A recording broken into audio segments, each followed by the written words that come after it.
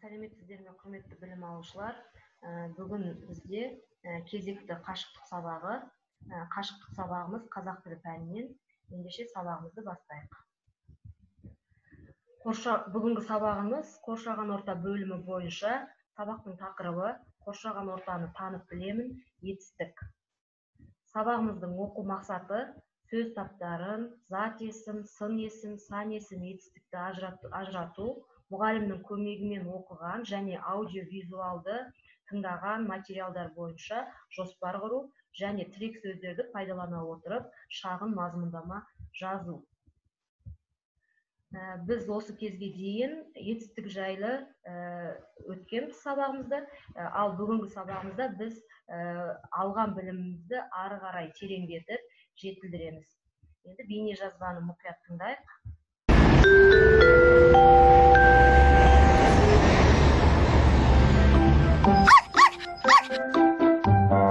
Мен мектептен келдім.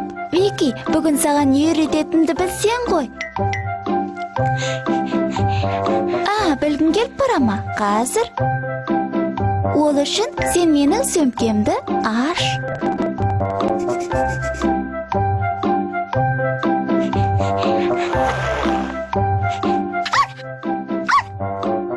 Жарайсың. Енді оның ішіндегі дорбаны ал.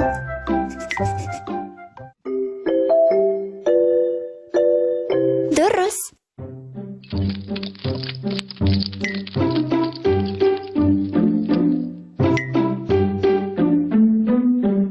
Маған бер. Өзің отыр. Тақтаға қара.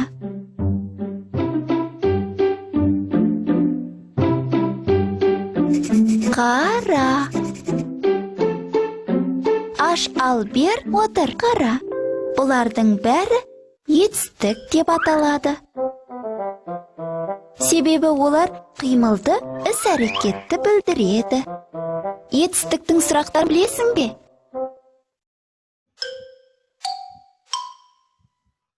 Иә, дұрыс. Не істеді? Не қылды? Қайтты деп айтқың келді ғой. Жақсы. Менің мына жазғандарымның бәрі де түбір етістіктер. Яғни бұл сөздер түбір күйінде қимылды, іс-әрекетті білдіріп, не істеді деген сұраққа жауап береді. Бейне жазба арқылы алдыңғы сабақта өткен тақырыбымызды еске түсірдік. Енді бүгінгі сабағымызға көшейік. Ол үшін оқулығымызды ашамыз. Оқулығымыздағы 107-ші сабақ 11-ші жаттығуға қараймыз. Бұл жаттығуда мәтін берілген, мәтінді мұқият тыңдайық. Екі бала тоғайға бардық. Қарағайдың, түрлі өсімдіктің жұпар иісі мұрныңды жарады. Аласа бұталардың арасынан сұр торғай, көк шымшықтар пыр-пыр ұшады. Алыстан ала қанат тоқылдақтың тоқылы естіледі. Тоғай іші көңілді. Енді біз осы жаттығудан не істедік, қайтеді сұрақтарының тиістісін қойып, етістіктерді табуымыз керек. Мұқият тыңдаймыз. Не істедік? Бардық. Қайтеді? Жарады, ұшады, естіледі. Бұл жаттығуда, бұл сөздерде негізгі мән беретін не істедік деген сұрақ адамға қатысты болса қойылады екен, ал қайтеді, жан-жануар, табиғат, түрлі заттарға қатысты болса қайтеді деген сұрақ қойылады екен. Жаңа айтып өткендей, сөйлемде адамға қатысты берілген етістіктерге не істедік, затқа, жан-жануарларға қатысты болса қайтты, қайтеді деген сұрақтар қойылады екен. Енді келесі жаттығуымыз оқулықпен жұмыс жүргіземіз. 14-ші жаттығу. Бұл жаттығуда сөздер берілген. Бұл сөздердің барлығы етістік. Сол етістіктерді не істеді, қайтты, не істейді деген сұрақтарға қарай топтастырып жазу керек екен. Келесі не істеді? Оқыды, көрді, жинады.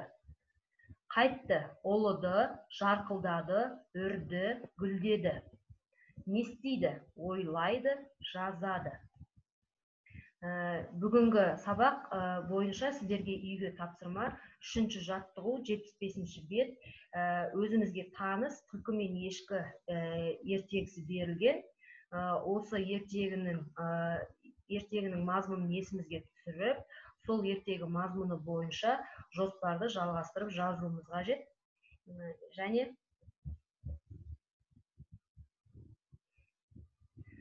сонымен бүгінгі сабағымызда біз жаңағы етістіктердің не істеді және қайтты деген сұрақтары қандай жағдайда қойылатынын білдік. Не істеді, не істемек, не істемекші, не істейді деген сұрақтар адамға қатысты болған жағдайда қойылады екен.